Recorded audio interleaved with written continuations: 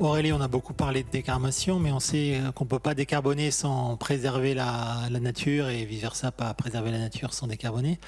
Et donc, comment abordez-vous le sujet chez la COF Humanis et avec quels outils? Parce qu'on sait qu'il y a des problèmes de mesure, de méthodologie, d'outils particulièrement prégnants dans le cadre de la préservation de la nature. Et donc, comment traitez-vous tout ça?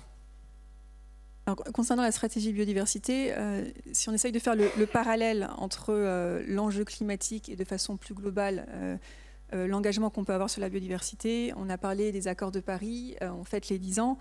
On voit sur la biodiversité qu'on est beaucoup plus jeune dans ce domaine-là, puisque ce sont les accords de Montréal, il y a bientôt 3 ans, fin 2022. Donc c'est intéressant, je trouve, de faire le parallèle et de voir comment, sur la biodiversité, on peut bénéficier de la courbe d'apprentissage qu'on a pu avoir ces 10 dernières années sur le climat. Dans les effets de distinction qu'on peut avoir, des éléments principaux, Nathalie a beaucoup parlé aussi de la trajectoire du cap, alors difficile à atteindre, mais qu'on connaît, le 1,5 ou le 2 degrés.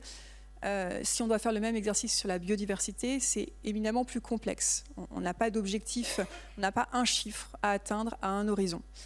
Une unité carbone, une émission de tonnes de CO2, que ce soit à Paris, à New York ou tout autre pays ailleurs, ça a le même impact global en termes de réchauffement climatique.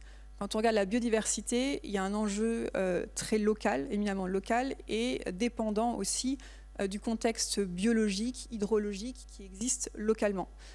Donc on est sur un système bien plus polymorphe et beaucoup plus difficile à appréhender si on va avoir un cap et une unité de mesure.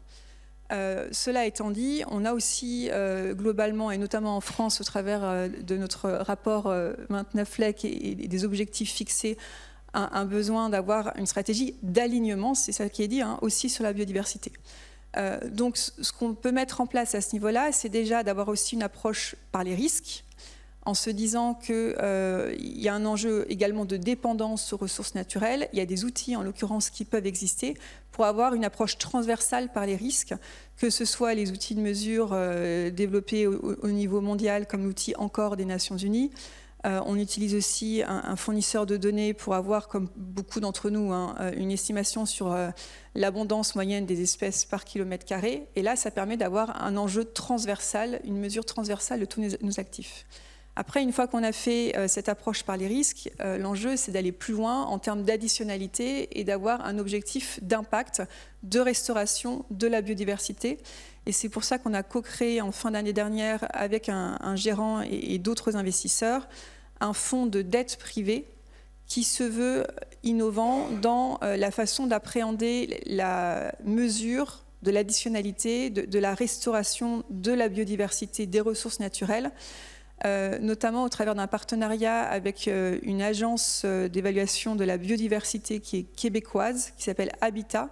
Et ce qui est très intéressant là, c'est que ça apporte une innovation en termes d'intégration de toutes les datas liées aux spécificités géographiques, géologiques, hydrologiques de chaque territoire, croisées avec des données de géolocalisation, ce qui permet d'avoir cette spécificité en fonction du lieu d'implantation de l'activité, de l'entreprise, et également avec l'idée de pouvoir ensuite présenter en termes d'impact des unités de mesure physique, que ce soit, et on voyait ce matin dans les différents intervenants, de pouvoir, en fonction du secteur d'activité, identifier l'unité la plus pertinente d'économie, par exemple de matières premières quand on est sur de l'économie circulaire, ou de surface restaurée quand on est par exemple sur de l'agroforesterie.